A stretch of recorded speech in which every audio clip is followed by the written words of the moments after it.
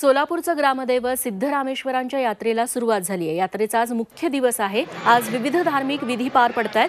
त्यातलाच एक म्हणजे सुगडी पूजन। यावेळी सिद्धरामेश्वरांच्या योग समाधीला 400 किलो लिंबाची माळ, 10 पोती गाजर, 3 पोती चिकू असे विविध फळं, कडधान्य आणि फुलांनी सजावट करण्यात आली आहे। आणि याचा सविस्तर आढावा घेतलाय आमचे प्रतिनिधी अभिषेक आदिप्पा यांनी। ग्रामदैवत श्री सिद्धरामेश्वरांचा आज महत्त्वपूर्ण विधी म्हणजे अक्षता सोहळा हा संपन्न होणार आहे।